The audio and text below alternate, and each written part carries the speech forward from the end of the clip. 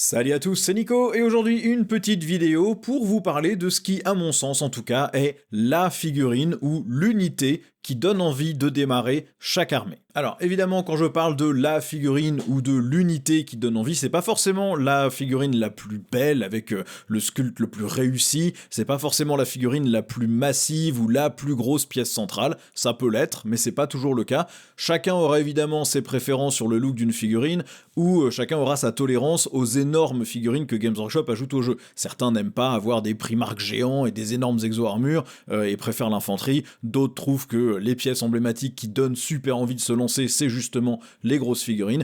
L'idée c'est plus de trouver pour chaque armée la figurine qui, quand un nouvel arrivant la voit, se dit « Ah ouais, c'est ça cette armée, ça me donne vraiment envie de me lancer dedans ». Ça peut être une figurine emblématique qui représente vraiment l'essence même de l'armée, ça peut être une figurine particulièrement impressionnante en termes de pose, en termes de look, d'esthétique. Évidemment, tout ça restera subjectif, vous me direz en commentaire quelle figurine vous a décidé à démarrer chacune de vos armées, ou même des figurines que vous avez achetées sans forcément vouloir démarrer l'armée, tellement vous les trouviez incroyables. Mais bon, l'idée c'est pas de dire voilà la figurine la plus belle de chaque armée, mais plus celle où quand on la voit on se dit ok, là ça me donne envie de démarrer ce truc. Donc pour les Space Marines c'est ultra difficile, c'est pour ça qu'on commence par eux, il y a juste beaucoup trop de figurines dans cette gamme. Pour moi en tout cas, avec mes goûts personnels, celle qui donne envie c'est le Dreadnought Redemptor. C'est une figurine qui est assez massive, sans être gigantesque, elle a son style très distinctif, très Space Marine Primaris Imperium, c'est-à-dire c'est de la technologie relativement propre, pas trop antique, mais quand même un petit peu décoré à droite à gauche et un petit peu utilitaire. Et c'est quand même un gros monstre qui a un méga canon à plasma, un gros poing et quelques flingues en plus. Il est quand même bardé de bolters, de petits lance-missiles, de mini canons d'assaut et trucs comme ça. Il a vraiment ce look emblématique du Space Marine et de l'Imperium. C'est finalement, quand on le regarde un peu dans le détail, c'est juste un Space Marine beaucoup plus gros et qui a pas de casque. Il y a aussi de superbes opportunités de peinture. Pour moi, c'est une des figurines où, quand on la voit, on se dit « Ah ouais, les Space Marines, il y a quand même des trucs sympas ». On peut aussi aller chercher, à mon sens, du côté des chars type Repulsor. Moi, j'aime beaucoup le Repulsor Exécutionneur. C'est une super pièce centrale. Je sais que certains n'aiment pas le look des tanks Primaris un peu flottants. Moi, je les trouve très cool. Et c'est des pièces que j'apprécie beaucoup. Et après, dans tout ce qui est infanterie, personnellement j'ai un faible pour les armures Gravis, mais je sais que c'est pas forcément le cas de tout le monde. Pour moi, la pièce où quand on la voit on se dit ah ouais, Space Marine, c'est vrai que ça serait cool, c'est le Dreadnought. Surtout il y en a qui sont peints, ceux qui sont peints en Iron Hands, avec l'arme blanche et l'armure noire, sont juste incroyables je trouve visuellement, ils ont vraiment un look de ouf. En Space Wolves, pour moi c'est Logan Grimnar. Alors on va essayer de pas toujours mettre un personnage nommé en figurine principale, et surtout là on va parler du nouveau Logan Grimnar, pas l'ancien. Pourquoi lui spécifiquement? Parce que pour moi c'est la figurine emblématique de ce que sont les Space Wolves. Quand on le voit, on se dit ah ouais, c'est ça les Space Wolves, ok, ouais, carrément, je suis à fond dedans. C'est le viking de l'espace, avec sa peau de loup, avec ses loups à côté, avec son énorme hache, plein de détails partout, des petits colifichets un peu tribaux, une pose en mode « toi, tu vas pas rentrer chez toi ce soir si je te chope ». Les règles de la figurine en plus ne gâchent rien, je pense que c'est la figurine vraiment emblématique, celle qui donne envie de démarrer les Space Wolves.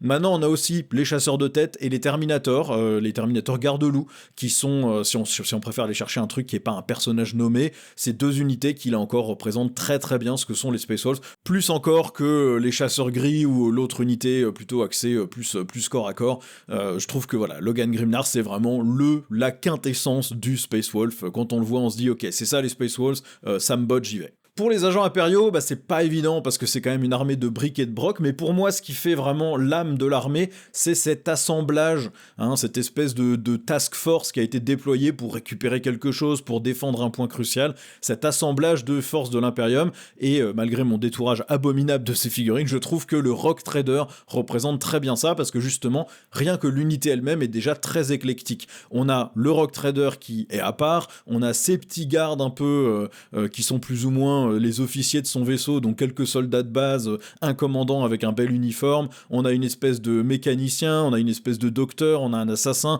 on a même un petit chien super habillé. Enfin, je trouve que vraiment ça fonctionne super bien pour représenter les agents de l'Imperium, et c'est une pièce, enfin une unité en tout cas qui est magnifique en termes de pose, de sculpture, de détails, pas évidente à peindre du tout, parce que chaque figurine est quasiment intégralement différente des autres, mais voilà, une pièce centrale qui est très belle pour les agents de l'Imperium, et qui représente bien pour moi l'armée. Moi, c'est en tout cas cette unité-là qui m'avait décidé à me lancer dans les agents de l'Imperium, c'était cet entourage et ces espèces de petits cosmos marins à côté, là, que je trouve vraiment superbe. Pour la Death Watch, pour moi c'est la Kill Team Indomitor, c'est l'assemblage parfait de 3 unités Space Marines et de 3 spécialisations dans une seule Kill Team. On a des multifuseurs, on a des gros fusils bolters lourds, on a des bolters lourds tout court, on a des mecs en armure Gravis avec points énergétiques, avec des lance-flammes, avec des bolters sur le dos, avec des petits lance-missiles. On a ce mix qui représente parfaitement la Death Watch, qui est chaque Space Marine a sa spécialisation et ils sont envoyés dans une équipe pour régler leur compte à tout ce qui les embête. Et en plus, comme j'adore l'armure Gravis, évidemment ça ne gâche rien. C'est cette unité-là qui, moi, m'a donné envie de me lancer dans une armée de Death Watch. J'avais commencé à faire des vétérans pour les agents de l'Imperium, et quand j'ai vu les fiches d'unité, les options et la tronche qu'avaient les Marines Gravis de la Kill Team Indomitor en Death Watch, je me suis dit ok, c'est ça que je veux, c'est ça qui m'intéresse, et c'est là-dessus que je vais me diriger, et du coup j'en ai maintenant 2 escouades complètes. On peut aussi citer la Spectrus, qui a le côté très tactical de l'armure Phobos, où on mélange à la fois des snipers, des reavers, des infiltrators, des incurseurs dans la même unité, la Kill Team Fortis, qui mélange aussi toutes les spécialités en armure plus classiques, que vous ayez des Désolators, des Hellblasters, etc., tout mélangé dans une seule unité. Mais je trouve que la Kill Team Indomitor, c'est ce qui représente le mieux la Death Watch pour moi.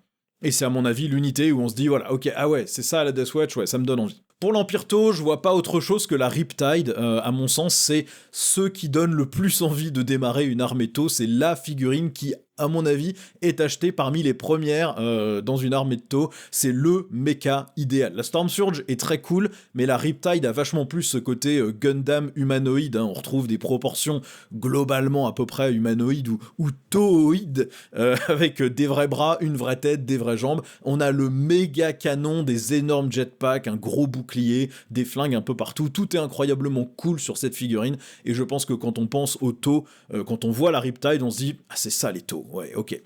Moi d'ailleurs, j'ai toujours en tête de redémarrer une armée Tau à un moment, et la première figurine que je vais acheter le jour où je me lance, ça sera une Riptide, parce que je les trouve juste incroyables. Même dans le lore, c'est incroyable comme unité, c'est l'exo-armure qui a été développée spécifiquement pour affronter soit des petits titans, soit des chevaliers. Je trouve que c'est quand même vraiment dingo, donc pour moi c'est ça l'unité qui vraiment représente le mieux les Tau, et qui donne envie de se lancer dans cette armée. Pour les Marines du Chaos, c'est pas évident, vous avez vraiment 2 côtés de l'armée, vous avez le côté très démoniaque, chaotique, corrompu, ou vous avez le côté plutôt renégat. Si vous aimez le côté chaotique et corrompu, je pense que le Defiler, c'est l'unité qui vous donne le plus envie, le nouveau Defiler. Pour moi, il détrône le Seigneur de la Discorde, qui aurait été mon premier choix. C'est cet amas de chair et de technologie à la Doom, finalement. Vous avez les espèces de méca-démons, quoi, avec des pattes de crabe, des gros canons, d'énormes fouets, des grosses cheminées pour évacuer la fumée ou les énergies du Warp, on sait pas trop. Je trouve que c'est vraiment l'unité où quand on la voit, on se dit « Ah, l'espèce marine du chaos, il y a des trucs de fou dans cette armée ». Si on préfère plutôt le côté infanterie, renégat, et qu'on veut pas des trucs trop corrompus, les nouveaux pillards Red Corsair sont à mon avis les plus classes. On a vraiment ce look du Space Marine à peine corrompu, c'est-à-dire qu'on a encore des armures qui sont très dénuées de symboles chaotiques, on n'a pas des cornes partout, des ossements qui sortent, des visages tordus dans les épaulières, on a une armure très utilitaire, avec plein de petits colifichets, plein de petites individualités par Space Marine, ce qui les différencie. On a aussi toutes les variantes d'armure possibles et imaginables, avec plutôt d'anciennes marques d'armure, de nouvelles. On a chaque Space Marine va avoir sa petite personnalité, ses petites pièces de récup, et je trouve qu'au final, ça fait vraiment une unité qui est ultra emblématique de ce que peuvent être les Space Marines du Chaos si vous voulez jouer plutôt des renégats que des Space Marines corrompus. En démons du chaos, pour moi, ce sont les démons majeurs, il n'y a pas photo. Non seulement c'est les plus belles figurines, vous comparez n'importe quelle figurine de démon ou les démons majeurs sont tous beaucoup plus réussis visuellement, peut-être qu'ils sont tous beaucoup plus récents, mais en tout cas c'est vraiment les plus beaux, c'est aussi les plus représentatifs de l'armée. Quand on pense démons à 40 000, on pense les espèces de gigantesques avatars des dieux du chaos, et peu importe le dieu du chaos qu'on préfère, les démons majeurs sont les pièces centrales qui donnent envie de se lancer dans la collection. Pour moi, la plus belle de toutes ces figurines, c'est le gardien des secrets, mais ça c'est mon côté je suis fan de Slanesh qui parle, évidemment, c'est très subjectif, certains préféreront bien sûr quelque chose comme le Grand Immonde, le Buveur de Sang, peu importe, voire même le Poulet, hein, le Duc du Changement. Pour moi, c'est le Gardien des Secrets qui est plus élégant, plus fin et presque plus menaçant du coup, parce que moins caricatural, un peu plus étrange que les autres, je trouve. Mais voilà, pour moi, voilà, en démon, il n'y a pas photo, c'est les démons majeurs qui vous donnent envie de démarrer une armée. En Necron, bah là encore, ça dépend, parce qu'en fait, c'est une armée qui a plusieurs pans. Hein. Vous avez le pan Canoptech, vous avez le pan Destroyer, vous avez le côté très mort-vivant mécanique, si vous préférez plutôt l'infanterie, vous avez les véhicules qui sont très spéciaux. Moi, personnellement, la figurine qui me donnerait envie de démarrer une armée de Necron, c'est le monolithe, parce que je trouve que c'est une pièce hallucinante qui fait à la fois décor et véhicule sur la table, qui est presque un diorama lui-même, et je trouve que c'est la figurine où on se dit, ah ouais, quand même, ça c'est la pièce centrale autour de laquelle je peux construire une armée. Maintenant, vous avez Lectane qui sont ouf, le nouveau Nightbringer est juste magnifique, vous avez le Roi Silencieux qui est une pièce fantastique si vous voulez représenter le côté noblesse arrogante du Necron, il y a le Rôdeur du Triarcat qui est merveilleux.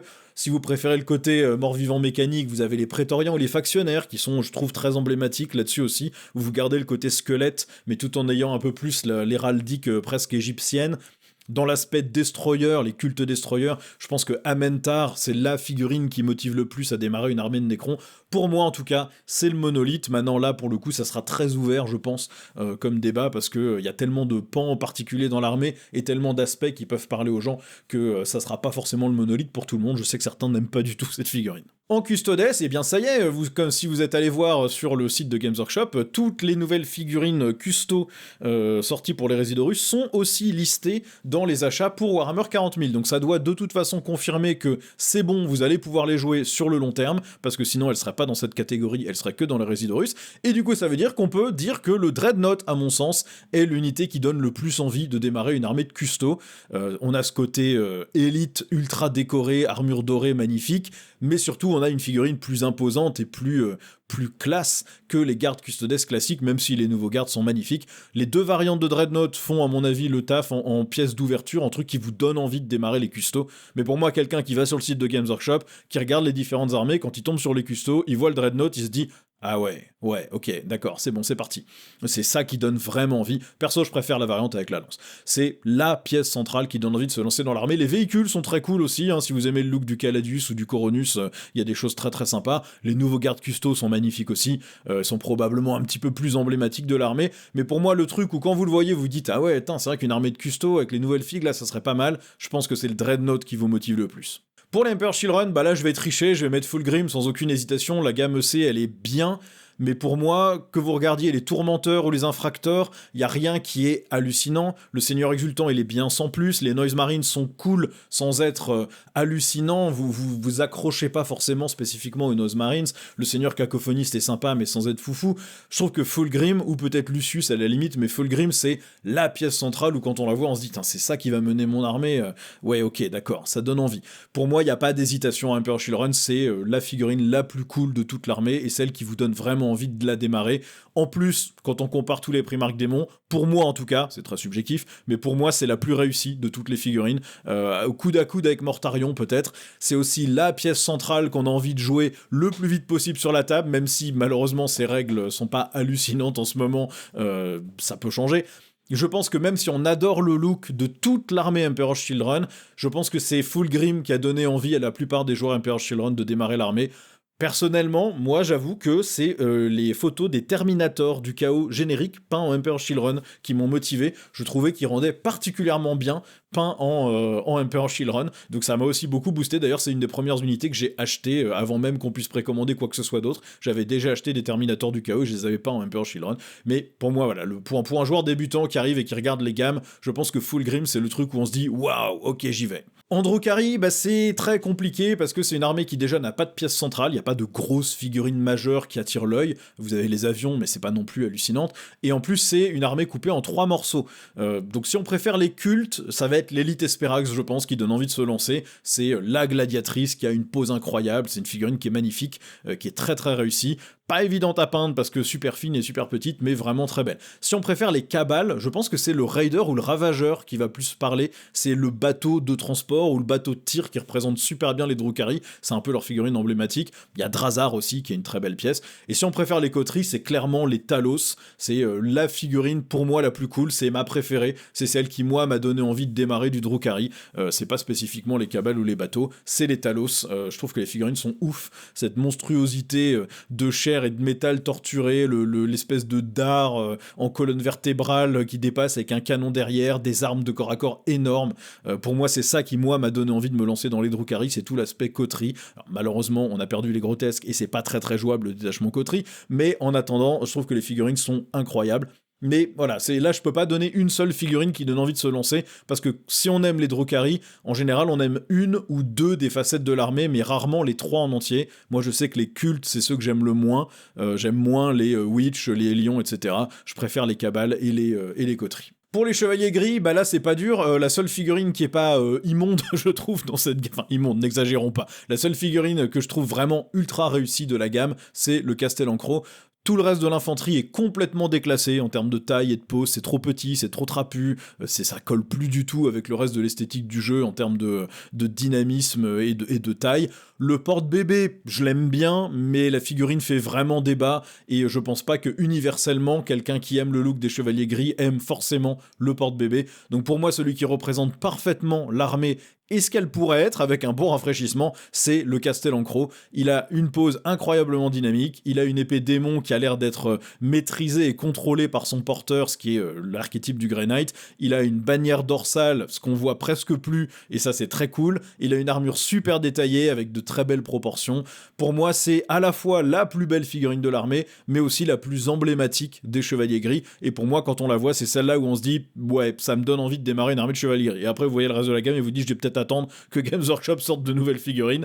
En attendant, je trouve que celle-ci est vraiment très très réussie. Pour les Votann, là pareil, ça va être un peu compliqué. Pour moi, c'est les Atregard Einhir. C'est vraiment le design essentiel du nain de l'espace en armure lourde.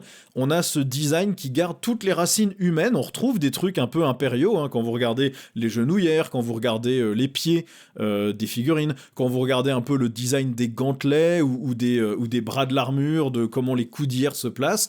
On a un look qui rappelle un peu le Space Marine, mais on n'a pas un look de Space Marine, on a sa propre esthétique, presque inspirée un peu de tout ce qui est viking aussi, hein, ou nordique.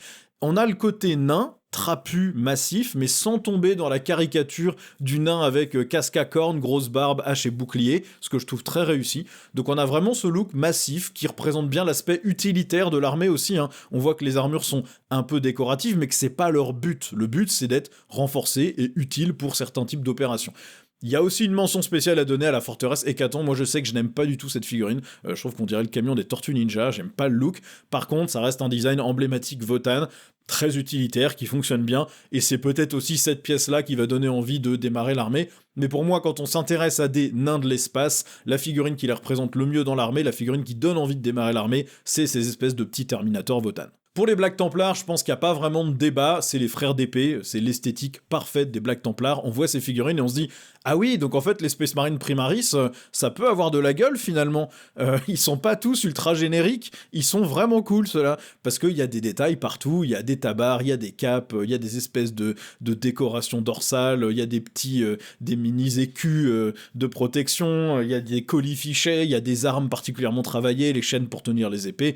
On a un look de Space Marine zélé, croisé, plus, c'est vraiment ce qu'on se représente quand on pense à un Black Templar. Pour moi, c'est cette unité-là où quand on la voit, on se dit, ouais, ok, c'est bon, le look des Black Templars, c'est pour moi, j'y vais, si ça ressemble à ça, c'est bon. Si on préfère les personnages, on a Grimaldus, qui est une pièce magnifique, avec ses serviteurs aussi, on a déjà le côté chapelain très imposant, mais on a aussi un serviteur qui porte une bannière géante, et un autre qui porte un aigle impérial, une statue avec son pilier sur le dos, qui est assez incroyable aussi, donc ça peut aussi être cette figurine-là où on se dit, finalement, peut-être que les Black Templars, c'est pas mal. En Astra Militarum, pour moi, c'est le Rogaldorn, c'est le gros char de la garde impériale. Je pense que quand on aime l'Astra Militarum, c'est souvent qu'on aime le côté, c'est une armée quasi actuelle, c'est les mecs un peu lambda, c'est une armée qui ressemble beaucoup aux armées qu'on pourrait avoir aujourd'hui. On aime le côté armes combinées, infanterie plus artillerie plus tank, etc. Et le Rogaldorn, c'est le tank qu'on se représente, presque encore plus que le Lehman Ross maintenant, parce que la figurine du Rogaldorn est quand même vachement plus actuelle, je trouve. C'est un véhicule hérissé de flingues de partout, il y en a partout, il y a un commandant de tank qui dépasse par le haut, c'est un look très produit en masse, hein. On voit que c'est pas un véhicule sur lequel des designers ont mis 400 000 ans de décoration et de machin, c'est un truc qui a été fait dans une usine, et je pense que c'est ce qu'on aime dans le côté Astra Militarum. Maintenant, le truc qui attire le plus l'œil peut-être dans la gamme, c'est sans doute le Baneblade. C'est peut-être ce qui donne envie de commencer l'armée, de se dire je vais pouvoir jouer un tank gigantesque qui fait la taille d'un immeuble et qui va tout bombarder. Mais si on reste dans des proportions plus raisonnables, je pense que le Rogaldorn, c'est l'unité où quand on la voit, on se dit ouais, la garde impériale, c'est pour moi. Pour les Blood Angels, je vais prendre Méphiston parce que c'est la caricature du Blood Angel absolu. Il est vampirique, il est très dynamique, il est ultra ornementé. On a cette fameuse armure en mode fibre musculaire apparente. On a le visage un peu angélique mais déformé par la soif de sang avec les canines de vampire. Et puis on a juste un look très vampire, hein. La longue cape, l'épée un petit peu dentelée aussi, l'espèce de coiffe psy qui remonte sur les côtés comme un grand col de cape de vampire.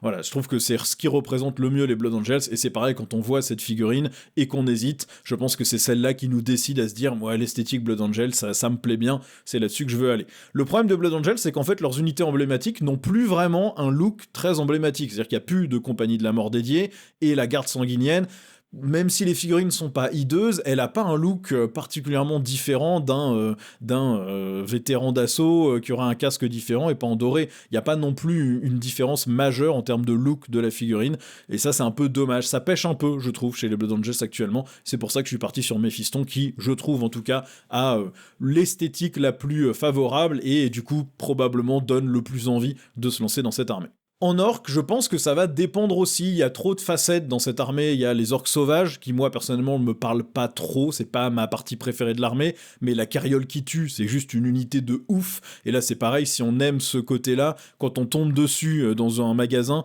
on se dit « Ah ouais, j'ai vraiment envie de mettre ça sur la table, j'ai vraiment envie de jouer cette espèce de chariot tiré par une espèce de squig rhinocéros, là, ça donne envie ». Maintenant, si on aime les véhicules, on a le Death Dread, le Gorkanaut, voire même le Stompa ou le Battle Wagon qui sont dingos. Je pense que l'infanterie, c'est peut-être la partie la moins motivante de l'armée, c'est peut-être ce qui donne le moins envie, parce que les figurines se font maintenant un petit peu vieillottes, à part les Boys, qui sont relativement récents, et quelques personnages. Moi, personnellement, en tout cas, ce qui m'a donné envie de démarrer les orques, c'est les véhicules, ça a toujours été le côté qui m'a donné le plus envie, les trucs brinque-ballant, et donc le Gorkanaut, pour moi, c'est mon choix, parce que c'est le gros robot brinque-ballant avec des armes surdimensionnées, c'est l'esthétique orc, l'esthétique des mecs orcs qui me parle le plus, et donc pour moi, c'est cette figurine qui risque de donner le plus envie de démarrer, parce que ça représente parfaitement la débilité des orques, qui ont juste fabriqué un truc crétin, qui ressemble vaguement à un orc, mais avec des armes de partout, une griffe énorme, et pour eux, c'est juste un orc géant dans lequel on peut rentrer, et puis voilà, je trouve que c'est ce qui représente le mieux, mais si vous êtes plus fan des orques sauvages, je pense que la carriole qui tue est peut-être ce qui va vous attirer vers l'armée. En tyrannide, à mon sens, c'est l'émissaire Norn, c'est la reine alien, comme dans les films, ça représente parfaitement ce que sont les tyrannides, c'est ces espèces de monstruosités quasi insectoïdes, gigantesques, avec des pinces énormes, une espèce de cerveau apparent pour les créatures synapses. Bon, on passera sur le profil en jeu des pinces de la Norn, qui sont juste pas du tout adaptées à la taille de la figurine, mais c'est la pièce centrale de l'armée, super impressionnante, super menaçante, qui représente à mon avis tout ce qu'on aime quand on aime les tyrannides. Je pense que quand on rentre dans un magasin, la figurine qui nous décide à nous lancer dans les tyrannides, c'est probablement un de ces monstres, et probablement la Norn, que ça soit l'assimilatrice ou l'émissaire.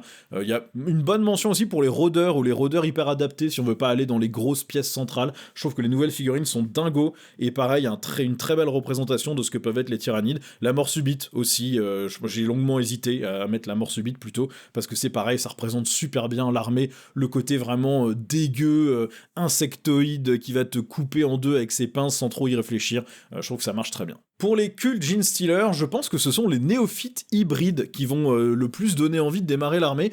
C'est pas une unité qui est impressionnante, c'est juste des bonhommes avec des petites armes, mais ça représente tout ce qu'est l'armée en fait. C'est une bande de mutants qui se rebellent contre son gouvernement parce qu'ils sont complètement bidouillés du cerveau et complètement infectés. Ils ont des armes de récup, ils ont des combinaisons utilitaires d'ouvriers, juste ce qu'il faut de mutation pour indiquer qu'il y a quelque chose qui va pas quand même, c'est pas tout à fait des humains normaux, il y a un truc qui déconne un peu. On a des figurines qui sont plus classe dans l'armée, les aberrants, les véhicules, mais je pense que ce qui parle, quand on aime le côté Cult Genestealer, c'est la horde de petits traîtres contrôlés, et du coup je pense que ces petits néophytes, c'est ce qui donne envie de démarrer. On se dit, bah tiens, je me verrais bien jouer une armée de petits bonhommes complètement basiques, avec des armes de récup, qui se rebellent contre l'Imperium. Je pense que c'est l'unité la plus emblématique et qui donne le plus envie de démarrer l'armée. En World Eaters, on a les Berserk. Bon, la solution de facilité, c'était Angron, évidemment, mais à mon avis, ce qui donne le plus envie, c'est les Berserk, parce que c'est vraiment ce look de Space Marine. Quand on veut jouer aux World Eaters, on veut jouer des Space Marines du chaos, mais des Space Marines du chaos un peu décérébrés qui veulent tout découper. Et pour moi, le Berserk, c'est la représentation parfaite de ça. Déjà parce que leurs casques sont incroyablement classieux, leurs armures un peu trafiquées sont incroyablement cool aussi, ils ont un niveau de détail qui est dingue, ils ont des haches tronçonneuses, ce qui est juste merveilleux, ils ont des espèces d'éviscérators à deux mains qui sont incroyables, bref, il y a tout qui va sur ces figurines, et c'est ce qui représente le mieux l'armée, et à mon sens, quand on se lance dans une armée de World Eaters, c'est parce qu'on a adoré la tronche des Berserk. En plus, les poses sont super dynamiques, on sait qu'on va pouvoir en jouer des kilos, et ce côté, le Space Marine de base de l'armée, représente très bien l'armée, on le retrouve pas forcément dans toutes les armées. Quand vous regardez en Thousand Suns, oui, les rubricae, ça représente bien. Quand vous regardez la Death Guard, vous vous imaginez pas forcément des hordes de Plague Marines, et quand vous regardez les Emperor Children, les infracteurs et les tourmenteurs ont pas un look particulièrement slaneshien, je trouve, hein. C'est juste des Space Marines très décorés et un petit peu duellistes, mais il n'y a pas une affiliation forte avec le dieu du chaos, pas comme on peut la retrouver, je trouve, chez les Berserk. Bon, j'imagine que si vous aimez beaucoup le look des Octoliers, c'est peut-être ces figurines-là qui vous donneront envie de démarrer. Moi, personnellement, je les trouve vraiment pas belles, les figurines des Octoliers et des Octoliers exaltés. Donc pour moi, ce sont plutôt les Berserk qui donnent envie, mais évidemment, ça reste subjectif. Pour les sorts de bataille, j'ai hésité, j'ai fini par me décider sur les parangons.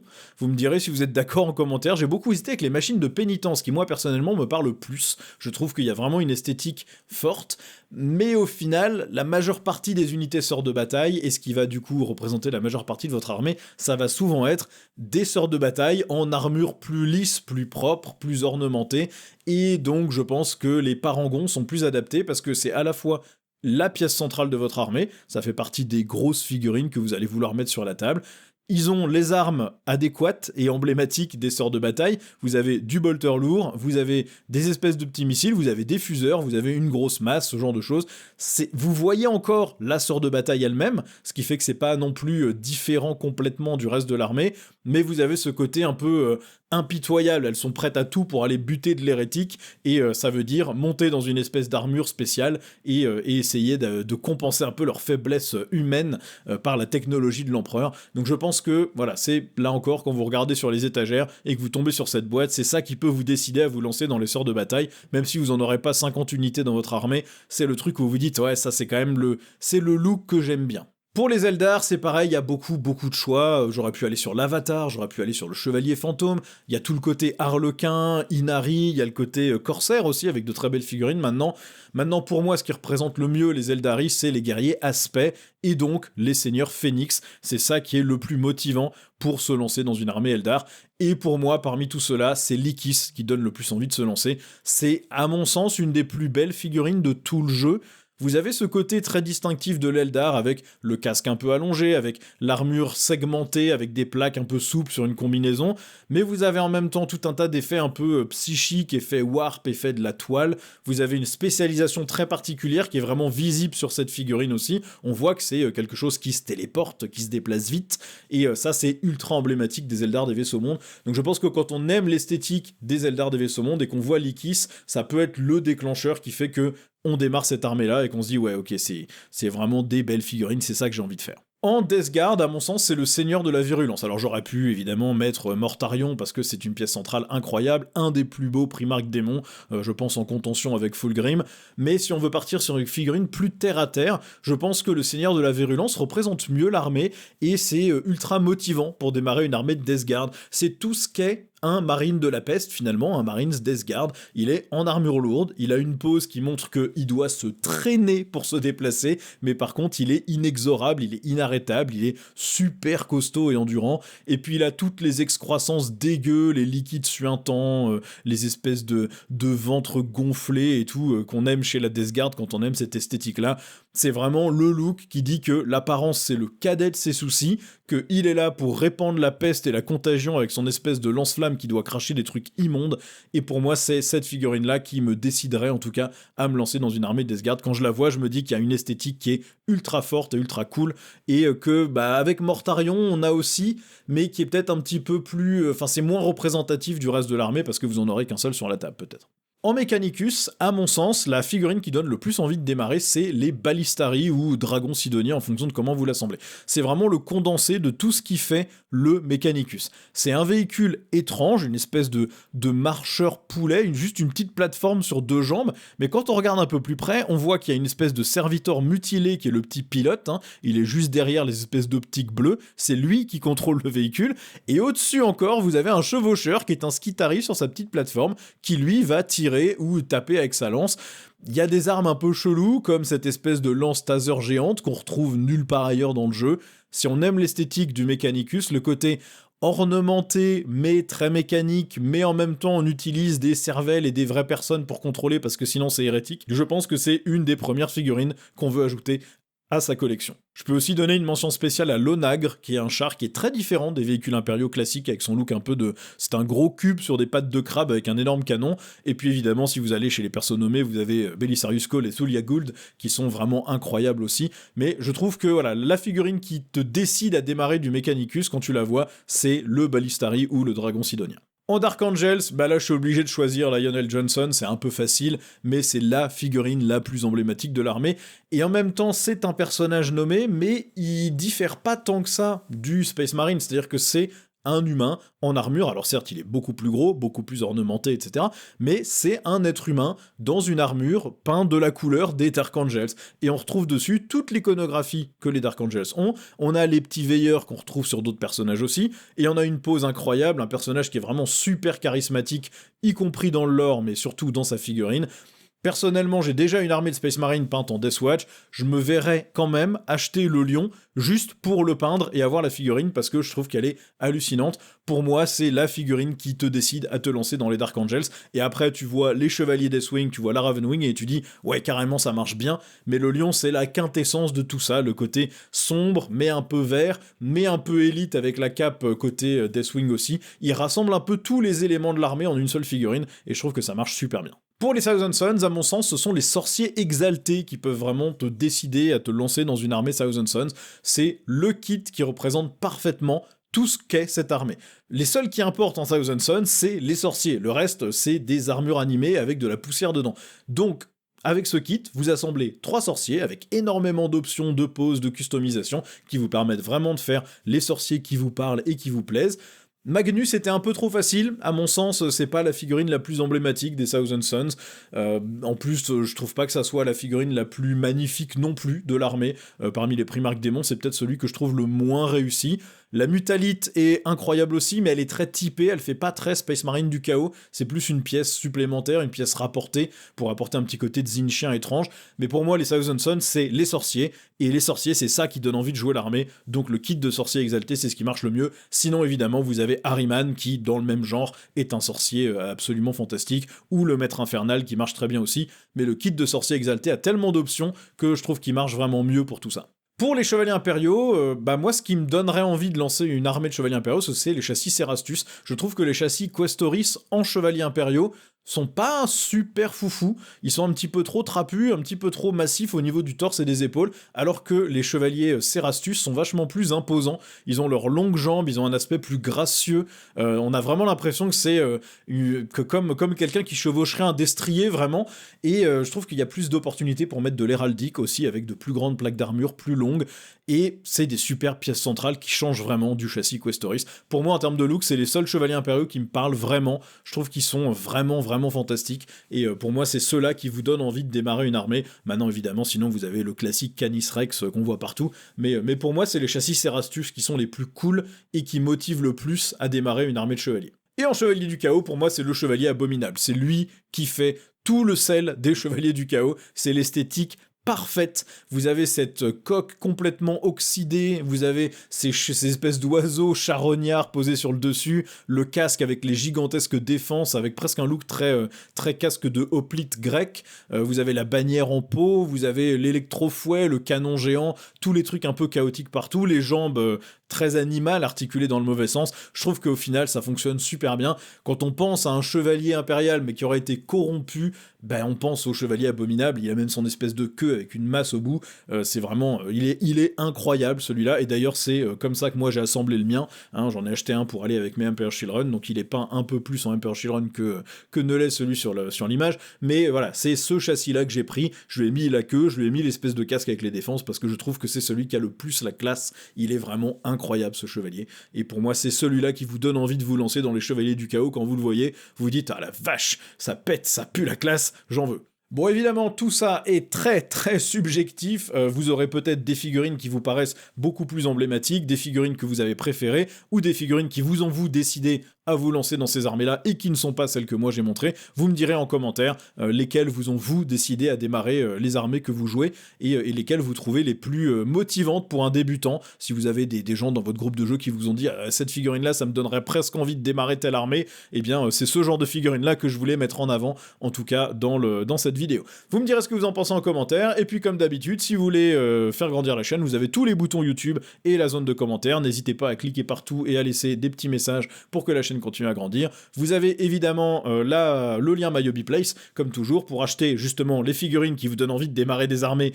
mais en les payant moins cher que chez Games, et évidemment si vous sélectionnez la chaîne, vous nous reversez, nous, une petite commission, le lien est dans la description, et puis vous pouvez nous soutenir directement sur Tipeee également, vous avez le lien dans la description. Merci à tous les tipeurs qui nous soutiennent déjà, on va bientôt se remettre sur les rapports de bataille, les lives et les analyses de codex, maintenant que Nico a fini toutes ses parties de L2 et se remet doucement de sa crève post-tournoi, donc on devrait redémarrer dans pas trop longtemps. Donc si vous voulez nous soutenir pour voir plus de ce type de vidéos, les lives, les analyses de codex, les rapports de bataille, le lien est dans la description. Merci à tous d'avoir regardé, et je vous dis à la prochaine pour une nouvelle vidéo. Ciao!